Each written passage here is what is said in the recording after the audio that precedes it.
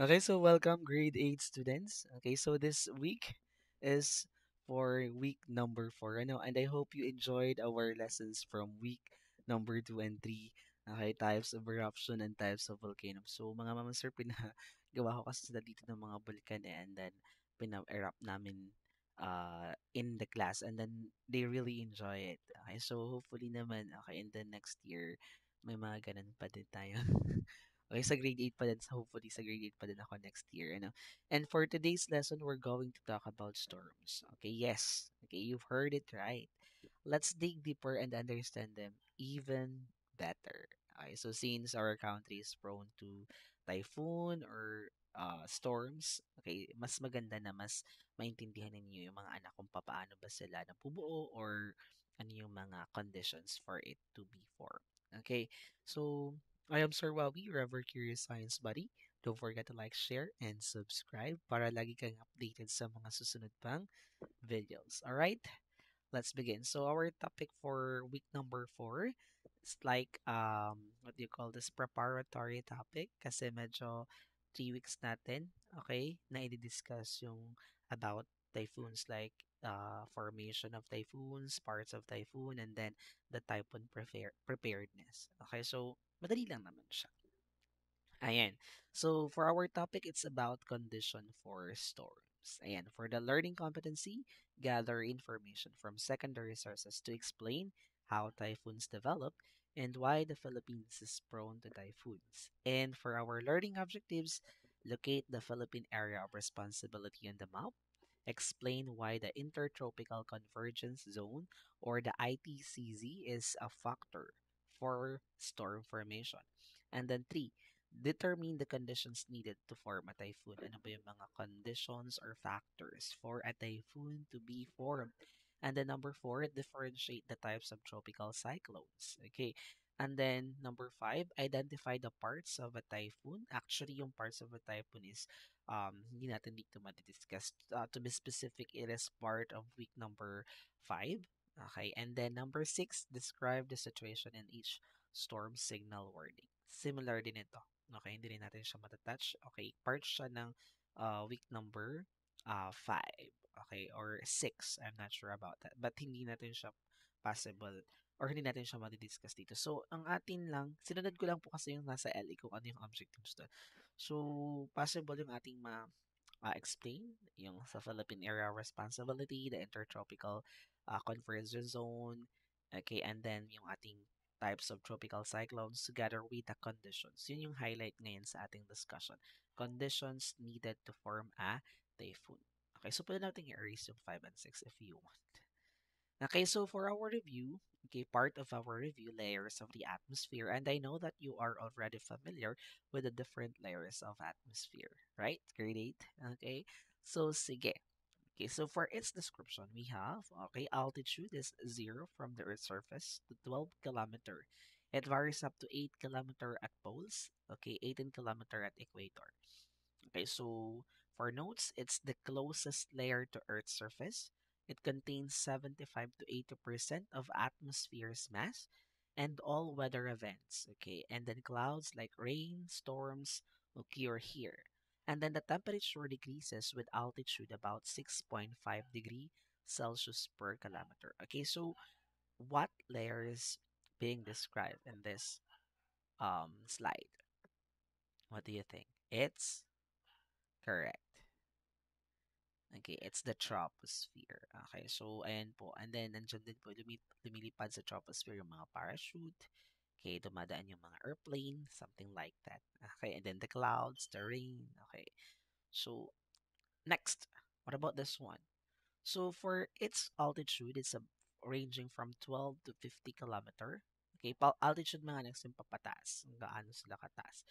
Okay, it contains the ozone layer, which absorbs harmful UV radiation. So ozone layer in chemistry, OT, ano, which absorbs harmful UV radiation. And then sabi dito, airplanes fly in the lower stratosphere. Okay, or short part of troposphere, ano, to avoid turbulence. Okay, so next, temperature increases with altitude due to ozone absorption of UV rays. Ayan. So what layer is this? Okay, what layer is being described in this slide? What do you think? Correct. It's ayan, the stratosphere. Okay, so the stratosphere. Tandaan natin sa stratosphere, nandiyan yung ozone layer. Okay, next layer, okay, altitude, okay, from 50 to 85 kilometer, it's the coldest layer of the atmosphere up to 90 degrees Celsius. It protects Earth by burning up meteors. Okay, and then temperature decreases with altitude. Okay, so ayan, the mesosphere, tandaan natin. It's the coldest layer because it burns up meteors. Okay, next. Okay, altitude from 85 to 60 kilometer, it's very hot, up to 2000 degrees Celsius or more because it absorbs high energy solar radiation. And of course, aurora or the northern and southern lights occur here. Okay, kasi nga, bakit po nagkakaroon ng northern and southern lights? Because in this part, meron mga charged particles when they interact, okay, or nagkakaroon sila ng interaction, nakaka-create sila ng mga lights. Okay, and then satellites on the International Space Station orbit in this region. Okay, what layer is this? It's the thermosphere, ano? Okay, and next, altitude from 600 kilometer to 10,000 kilometer gradually merges into outer space. Kumbaga, ito na yung pinaka-last. The outermost layer of the atmosphere, air is extremely thin, and atoms and molecules can escape into space, mainly composed of hydrogen and helium. Okay, what layer is this? Correct. It's the exosphere, the outermost layer. Kumbaga, ito na yung pinaka, what do you call this, merge. It merges into outer space na papunta na sa outer space. And so, hopefully, na-refresh tayo dun sa layers of atmosphere. Okay. Ayan, so bakit ko ba yan diniscuss or inintroduce dito? May kinalaman po ba yan, sir? Of course. And so, where do storms form in the atmosphere? So, in the layers of the atmosphere, okay, saan po nabubuo yung ating storm? Okay, nandyan na po yung sagot. Hindi ko na-delete. It's in the troposphere. Dapat po aray dinilit ko. Ano? Okay, so, sorry. It's in the troposphere. Sorry for that. Okay, it's in the troposphere. Tandaan natin, storms form in the troposphere, which is the lowest layer of the atmosphere. Okay, kumbaga nandiyan yung mga weather disturbances. Okay, since okay, nandiyan yung mga formation ng clouds. Okay, so tandaan natin, ang storms po ay nabubuo sa troposphere. Okay, next. So before we begin, meron po akong video or before kayo mag-continue, meron po akong 4 videos na nandun sa ating description. Hopefully, mapanood nyo muna before ninyo i-continue na manood ng video kasi it's important for you to understand what I'm talking here. Ano? So, hopefully, panoorin nyo muna bago tayo dito sa ating lecture magpatuloy. So, nasa link po, okay? Or nasa description ng ating video yung link ng bawat video. Kasi di pa ako pwede mag-play dito. Baka tayo ma-report. Okay, so what is the role of air pressure and temperature in the typhoon formations? Okay, so meron po bang role or may factor ba? Okay, yung ating pressure and temperature in the formation of typhoon? Okay, so of course, ayan. So, the answer is yes. Okay, so meron pong kinalaman or merong role na ginagampanan yung pressure and temperature in typhoon formation because warm air rises. Okay, warm air rises. Okay, low pressure forms. Okay, so sa low pressure area, okay, umaangat. Okay, or tumataas yung ating air or warm air. Okay, and then pag tumaas yan, it will cause, okay, strong winds and rain kasi nga habang tumataas yung ating warm air, okay, the air or the regions in that part becomes cooler. Okay, and then the molecules in that part expands. Okay, so yun yung pinaka-reason, okay, kung bakit sa ating low pressure area, okay, nabubuo yung ating mga storms. Okay, so ipapaliwanag ko pa rin naman yan later kung ano ba yung kinalaman ng pressure, okay, sa formation ng typhoon. Okay, and then how does the latitude of a place relate to its temperature? Okay, air pressure. How does the latitude of a place relate to its temperature or air pressure? The answer is near the equator. Sa atin sa equator, it's too hot and low pressure. Okay, near poles, cold and high pressure. So in this part, okay, in this part ha, or papipiliin ko kayo, low pressure and high pressure.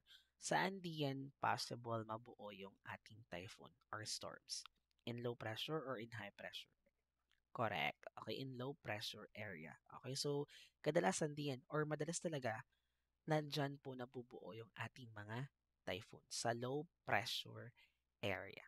Okay, ang high pressure kasi mga anak, it can cause clear sky, okay, yung mga ganyan sa high pressure natin. Sa low pressure, ito yung may mga cloudy, okay, yung paligid, okay, kasi nga tumataas yung warm air, it expands, okay, the region in that part becomes cooler. Okay, so next, so for our activity number one, decoding storm conditions. So at the end of the activity, students will be able to identify and understand key terms related to the conditions necessary for a storm formation by decoding hidden words using number letter substitution. So nagawa na naman natin ito. Okay, so para magde-decode lang tayo. Ano? So this one, A is for number 1, B is for number 2, and so on and so forth. Okay, so kumbaga, i-decode nyo lang for you to come up in the correct word. Okay, so are you ready? So let's start. What about this? Okay, so raise your hand or you just have to try this. Pause the video para makapagsagot tayo. Correct. It's adiabatic temperature change. Okay. Next. Correct. It's air pressure. Okay. Next. It's altitude. Okay. Next.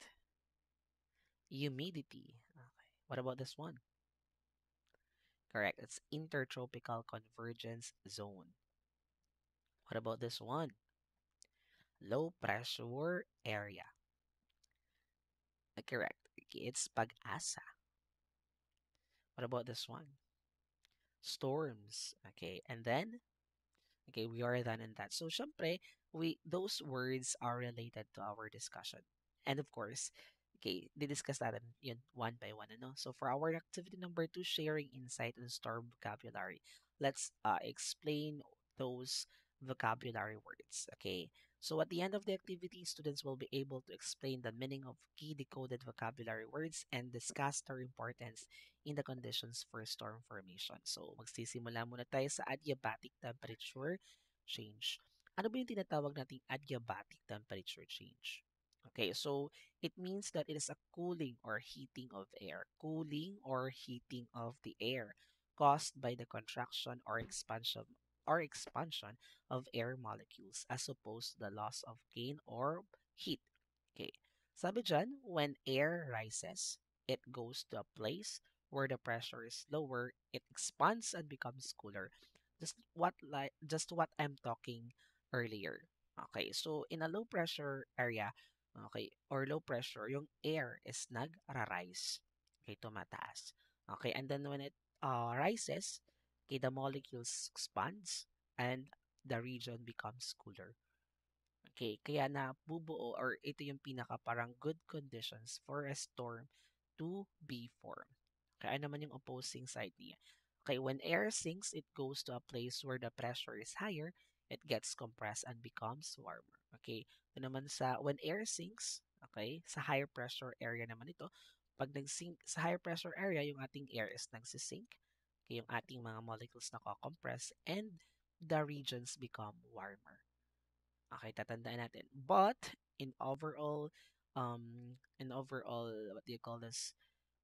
Event or occurrence, okay, yung ating cooling and heating of air is known as adiabatic temperature change. Okay, which occurs when air rises and when air sinks. Okay? So, sige. So, meron pa ba tayong idadagdag dito? Okay, so wala na naman. So next we have air pressure. Ano naman yung air pressure natin? Okay, when we say air pressure, the amount of force exerted on a unit surface area. Okay, high pressure, low altitude. Okay, air is squeeze. Okay, nai-squeeze. Okay, nako-compress yung ating mga molecules. Okay, molecules become close and yung effect, yung region nagiging warmer. Okay, In low pressure area, yung ating low pressure area, kadalasan yan ay nandun sa high altitude. Air expands, and then the molecule spreads out, and then the region becomes cooler, lumalamig. Okay, so that's the main difference. Okay, meron tayong high pressure at meron tayong low pressure area. But in the two, okay, saan po yung good condition for a storm to be formed? In a low pressure area. Tatandaan natin. So sabi dyan, air pressure is simply the force of air, okay, pushing on a surface. Okay, tatandaan natin that in a low pressure area, lagi yung nasa high altitude. Ano? Okay, altitude. Okay, causing the air to rise. Okay, and then yung molecules started mag-spread out. Okay, the regions become cooler. In high pressure, low altitude lagi. Okay, yung ating molecules, yung air natin ay squeeze, causing the molecules to become close and then making the regions become warmer. Okay, ayan, parang this one. Okay, tingnan natin yung molecules. When molecules rises, it expands. Okay, when air sinks, okay, it becomes compressed. Okay, parang ganun lang ating scenario. Nakukuha? Ayan. Next, altitude. Okay. So, altitude lang, okay, it's the height above sea level. Okay, tandaan natin, the height above sea level, the higher you go, of course, the cooler it gets dahil, syempre, bumababa ang pressure. Okay. Tiga nga ang pressure, low pressure, is nasa high altitude.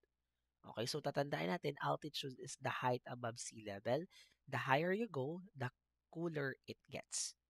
Dahil nga, sabi nga natin, bumababa yung air or pressure. Okay. So, height expressed as the distance above a reference point, which is normally sea level or ground level. Okay. It pertains to a height lang naman. Okay. Ayan. Next. Humidity. Okay. The degree to which the air is charged with water vapor. This may be expressed as an absolute humidity, relative humidity, and specific humidity. Okay, so dito sa humidity, the amount of water vapor in the air. It's the amount of water vapor present in the air. Okay, it can be, yun nga sabi ko, absolute, relative, or specific. So yung atin, the higher the humidity, the more moist the air feels. Okay, kumbaga, pag mataas ang humidity, parang ma-moist yung buong region. Okay. Pag di nangyari yon, ibig sabihin, parang mataas yung humidity. Okay, pag mataas yung humidity mga anak, kadalasan, let's say, nagpapawis tayo, mga ganyan. Okay, pinagpapawisan. Okay, next. Pag-asa. Okay, so ano naman yung pag-asa? Okay, pag-asa is the Philippine Atmospheric Geophysical and Astronomical Services Administration. Is responsible for the provision of weather forecast and tropical cyclone warnings, flood bulletins and advisories, and hydrological, climatological, and far weather forecast. Okay, kumbaga ito yung agency sa Philippines. Okay, this is our agency or official agency na nagmo-monitor ng weather, typhoons and storms, even the flood advisories. Ano, so lahat ng warning about bagyo galing sa kanila. Okay, it's pag-asa. Tandaan, Philippine Atmospheric, Geophysical, and Astronomical Services Administration. Okay, pagbagyo, pag-asa. Okay. So next. Ayan. So storms. Okay. Storms is the atmospheric disturbances that are typified by lightning, thunder, heavy precipitation, and powerful winds. Examples, tornadoes, blizzards, okay, and tropical cyclones are examples of storm forms. Okay, so yung ating storm are atmospheric disturbances, ano, okay, na merong mga lightning nga. Okay, and then, may mga dalang thunder and strong winds. Okay, so kadalasan, yung storms sa atin dito sa Philippines, we have typhoon. Okay. Next, we have intertropical convergence zone. Ano naman yung intertropical convergence zones? An area close to the equator where the trade winds and the northern winds of the northern and southern hemisphere meet. yung ating wind from the northern and southern hemisphere meet. Yung area kung saan sila nagtatagpo is known as the intertropical convergence zone. Okay, yung wind po galing sa north and then sa south ay nagme-meet. Yung area kung saan sila nagmet is the intertropical convergence zone. Okay, pag nagme-meet sila, okay, papansin natin, pwedeng maka-form ng mga clouds and it can create, okay, storms. Okay, thunderstorms. Okay. And ito yung area. Okay, ito yung din nakakatulong yung ating ITZZ. Okay, is a factor kung bakit nakakabuo tayo ng mga bagyo. Okay, or typhoon. Okay, sabi dyan, yung ITCZ natin is yung zone na malapit sa equator. Kung makikita natin yung red line. Okay, so it is near the equator where the trade winds from the north nga, okay, and then south hemisphere met. Okay, so yung area na yun has warm ocean water and intense sunlight. Okay, because of this, air in the ITCZ becomes warmer and more humid. Okay, so the converging trade winds, yung nagko-converge, nagme-met na wind, push the warm air upward. Pinupush nila. Okay, pag nagbanggaan yung dalawa, pinupush nila yung air upward, causing a chain of convection process. Di ba pag nagra-rise ang wind or yung air rises, it will create what? Low pressure area. Kasi pag nagtaas yung wind, tumaas, umangat, okay, the molecules will expand and the region in that parts become cooler. Okay, so yun yung pinaka-perfect condition for a storm to be formed. Ayan, so, sige. Okay, sabi pa dito, ano pang sinasabi yan? The converging trade will push the warm air upward. Kaya nga, causing a chain of convection process. The air rises, okay, it expand, it cools, and then pag nag-cool down yung area na yun, it can form clouds. Kaya nga yung nakita ninyo kanina, clouds or bands of clouds, and then it will, okay, ano po, okay, release rain, okay, and then thunderstorms.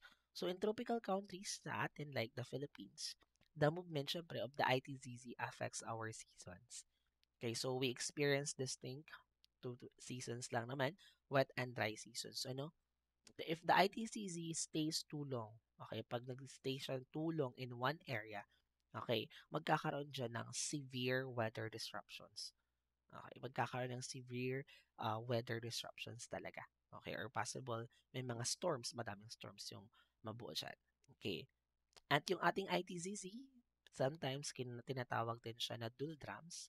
Ano ba yung doldrums? Okay. In other references, ang meaning ng doldrums, Doldrums, ang meaning niya is yung area of a very calm wind because the air is mostly rising. Okay, very calm wind kasi yung air nga is nagra-rise. Bakit po nag-rise yung wind or tumaas? Because yung northern and southern wind or trade winds converge or met. Okay. So, hopefully, nakuha natin yung explanation kahit sobrang haba. Ayan. So, next. Yan. So, before tayo mag-proceed, panoorin natin yung video about Intertropical Convergence Zone. Okay. So, the Intertropical Convergence Zone, or also known as the ITCZ, air becomes more, ayan, humid, okay, during this time, and buoyant, nagiging magaan, causing it to rise, ano, due to the combination of warm tropical waters and intense sun heat. So by joining forces, the trade winds help elevate the buoyant air, which sets off a chain of thunderstorms. As the air rises, di ba nga sabi, as the air rises, it expands. Ano yung nag-expand? Yung mga molecules. And it cools. Okay, it cools down the whole region, releasing stored moisture. Okay, unlike the typical cold and warm season found in the higher latitudes, the seasonal movement of the ITCZ results in changes in rainfall in many tropical countries, giving rise to distinct wet and dry seasons. Ito yung main reason kung bakit two season lang din yung ating na-experience. Okay, are unique to tropical regions. So severe weather disruptions may arise from extended movements within the ITCZ. Okay, so tatandaan natin. So next we have low pressure area. Okay, so what is a low pressure area? An area with meteorological characteristics such as cloud cover, precipitation, temperature, and wind that is characterized by lower air pressure than the surrounding area. Okay, so dito sa atin, yan tingnan natin, low pressure area. 'Di ba sa low pressure area, sabi ko sa inyo mga anak kanina, okay, the air rises up and then the molecules will expand, causing the regions to become cooler. Kapag naging cool, nakaka-create na ng mga bands of clouds, yan na, sunod-sunod na. Pag may bands of clouds na, may mga group of clouds na, makaka-create na tayo ng mga thunderstorms or even rain. Okay, so hopefully is nakakasunod tayo. Ano? Ayan. Okay. So dito, sa low pressure area natin, there is a convection or heat transfer through fluids. Okay, like air and the water. Okay. So hot air becomes less dense, causing it to rise. Kaya nagiging less dense, nagiging buoyant, magaan, causing it to rise. Okay, so cooler air sinks, and this creates the convection current. Okay, so an LPA is an area or low pressure area is an area where the air pressure is lower than its surroundings. Okay, kaya naging cooler eh. When air converge into the LPA, okay, it rises, okay, or cools and forms clouds. This leads to rain or thunderstorms, like what I'm explaining earlier. Okay, so an LPA can intensify into a tropical depression. Pwede siyang ma-intensify. May mga level. Pag meron na tayong LPA or low pressure area, pwede siyang ma-intensify mga anak. Okay, or kung let's say, what do you mean, how can I explain the word intensify? Pwede siyang mag-level up. Okay, kumbaga pwede siyang mag-mature. Okay, like for example, from low pressure area, pwede siyang maging tropical depression, tropical storm, until such time na maging typhoon siya, maging super typhoon or worse. Kaya yun yung pinaka-stages niya. Okay, kaya nga pag may low pressure area, laging binabantayan ng pag-asa. Kasi nandiyan na, okay, possible may makreate, okay, na bagyo. Okay, so convection is a mode of heat transfer that occurs in fluids. Tatandaan natin, it allows hot fluids to be less dense, okay, causing the fluid to rise, making the cool air sink. Okay, this is called the current or the convection current. Okay. So, pag mayroong convection current, okay, it makes, di ba sabi yan, it makes or allows hot fluids to be less dense. Yung hot fluid magiging less dense causing it to rise. Okay, and then yung sa taas ng mga cool air, making the cool air sink. Okay, yung process or yung pag-ikot na yun ng cool and warm air is convection current. So in terms of LPA, it is an area with meteorological characteristics such as cloud cover, precipitation temperature, and wind that is characterized by lower air pressure than the surrounding area. The air rises, cools, and forms cloud as it converges into the LPA, which causes rain or storms to form. Okay, to form. The LPA has the potential to intensify into many weather systems such as storms or tropical cyclones. Kumbaga ito yung summary ng ating discussion. So next, you can watch a video, okay, about low pressure area and how it affects yung mga aviation, what do you call this?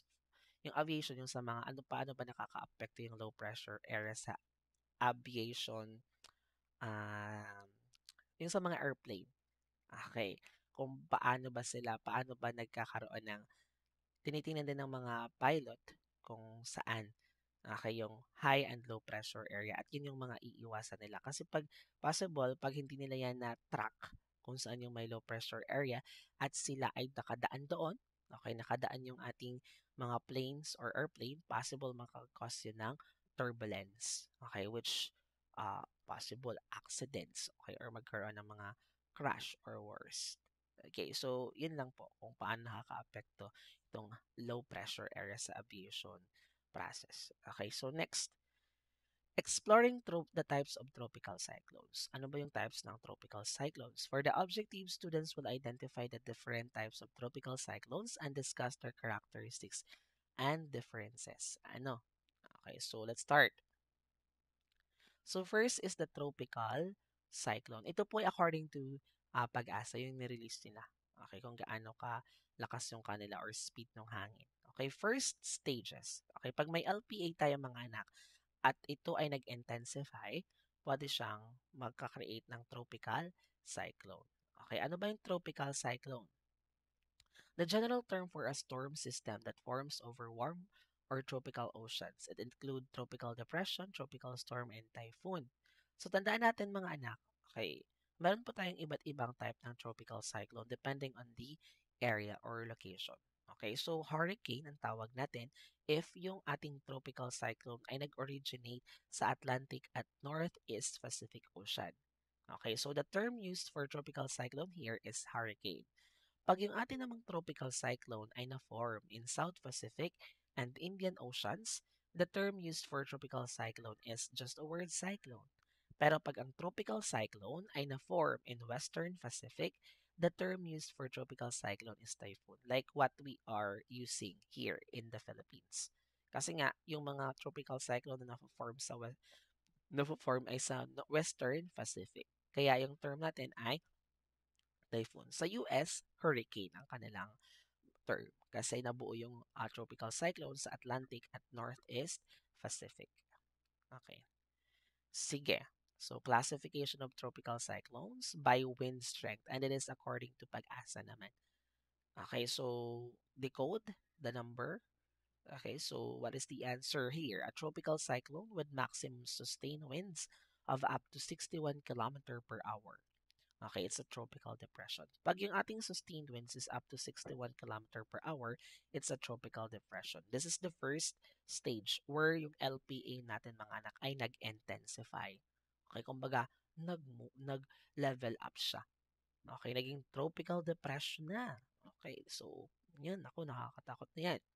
Delikado na, baka form siyang typhoon. Ano? Sir, ang tropical depression ba possible malusaw? Possible naman. Kaya malusaw siya, especially kung walang enough or yung conditions is hindi na met. Ano? Okay, after this tropical depression, kung siya ay nag-intensify pa, okay, it can level up. Okay, a tropical cyclone with maximum wind speed of 62 to 88 kilometer per hour, it is known as tropical storm. Okay, tumaas na yung kanyang wind speed.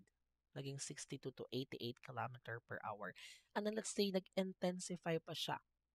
Okay, a stronger tropical cyclone with maximum sustained winds of 89 to 117 km per hour, tatawagin natin siyang severe tropical storm or STS.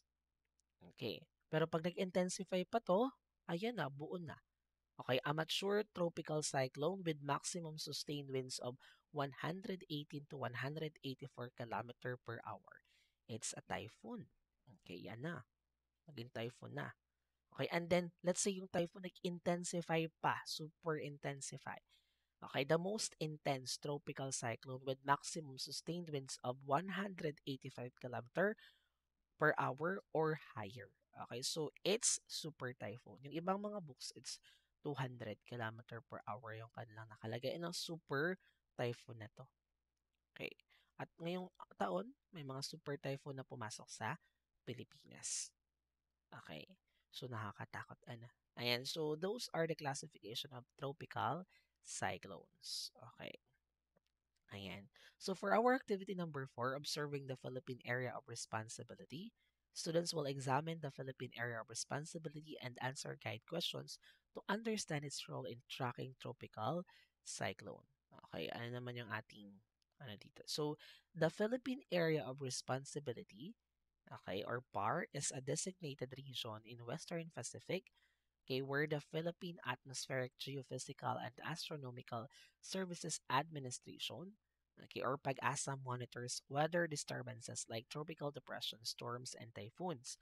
So here, mga anak, yung ating PAR or yung Philippine Area of Responsibility, ito yung area kung saan nagmo-monitor yung Pag-asa. Tandaan natin na yung PAR is iba yan doon sa what do you call this? Anong tawag natin doon sa boundaries, okay, or area ng Philippines kung saan yung sakop niya. Ang Philippine Area of Responsibility is for ano lamang to, for weather observations. Tatandaan natin, monitors weather disturbances lamang. So what can you say about the geographical location of the Philippines? What can you say? Dun sa location ng Philippines.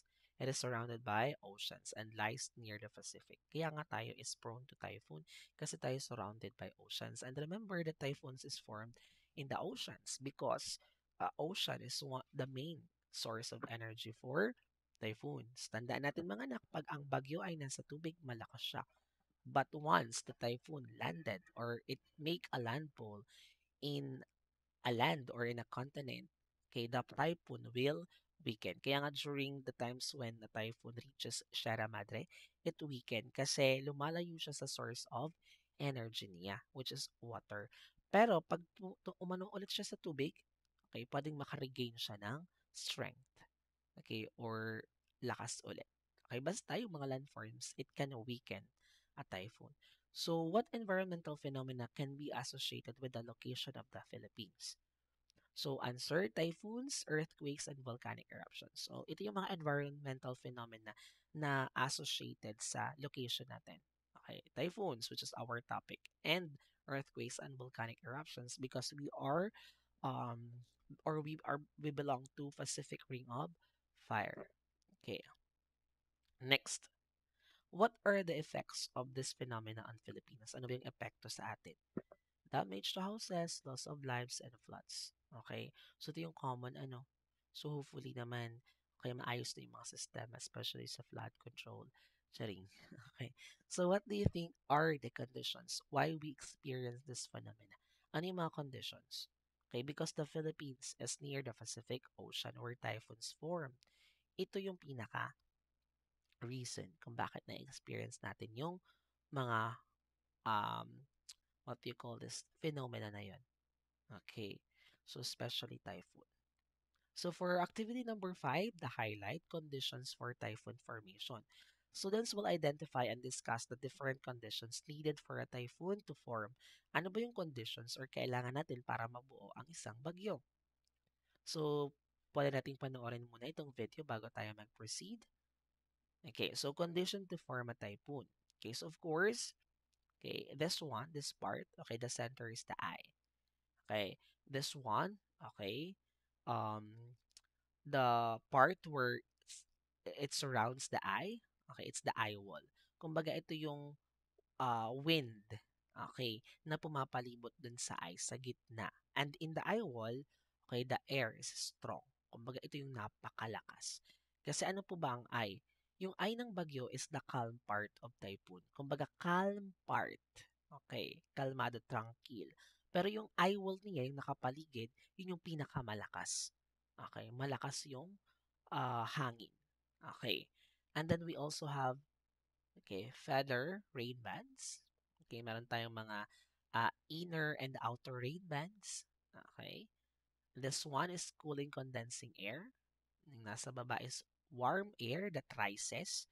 Okay, when the warm air rises, okay, to a low pressure area, okay, kasi nga naging buoyant yung mga warm air na yan, okay, it will rise.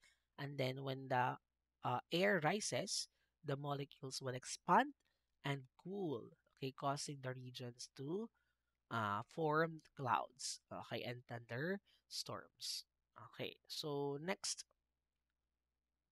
So ito yung mga conditions para maka-form tayo ng typhoon or bagyo. First is tropical location. Dapat nasa 5 degrees to 20 degrees latitude. Okay, tandaan natin, typhoons usually form in this warm ocean zones. Okay, tatandaan natin, yan yung pinaka-region. Okay, kung saan yung ating bagyo ay posible lamang mabuo. Okay. Kaya nga wala pong mga bagyo dun sa ating poles, diga.